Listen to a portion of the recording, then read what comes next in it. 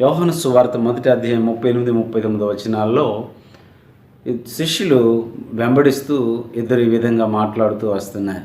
రబ్బీ, మీరు ఎక్కడ కాపురం ఉంచున్నారు? యేసుప్రభు రండి చూడండి, మనం ఎక్కడ నివాసం ఉంటున్నామో, ఎక్కడ కలిసి జీవిస్తున్నాం, అక్కడ ఇతరులకు మంచి మాదిరిని మిగిల్చేవారు ఉండాలి. మన ఆత్మీయ జీవితంలో దేవుని మహింపరుస్తూ మంచి సాక్ష్యాన్ని సంపాదించుకునే వారంగా మనం ఉండాలి. అక్కుల ప్రిస్కిల్ల వారు ఇరువురు కూడా మంచి సాక్ష్యము, మంచి మాదిరి కలిగిన వారు ఉండినట్లు అక్కడ చూస్తున్నాం.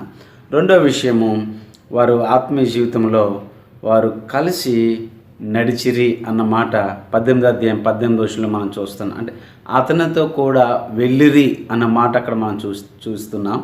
ఆ మాట ఈ రీతిగా మనకు అర్థం అవడానికి వారు కలిసి నడిచిరి అన్న మాట మనం చూస్తూ ఉన్నాం.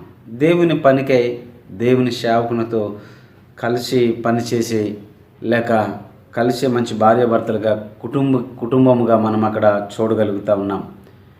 ఆమోసు గ్రంథము 3వ అధ్యాయం 3వ వచనంలో, ఆమోసు గ్రంథం 3వ అధ్యాయం 3వ వచనంలో, ఏ ఇద్దరు సమ్మతింపకుండా కూడి నడుతురా అని లేఖనంలో రాయబడ్డది. ఏ ఇద్దరు కలిసి నడవాలి అంటే వారు నమ్మాలి. నమ్మకం లేకుండా కలిసి నడవడం అనేది కష్టమే. కనుక పిల్లలు వారు కలిసి నడుస్తున్నారు కనుక, కలిసి వారు జీవిస్తున్నారు కనుక వారి ఆత్మీయ జీవితంలో మంచి విషయాలు మనం చూడగలుగుతున్నాం.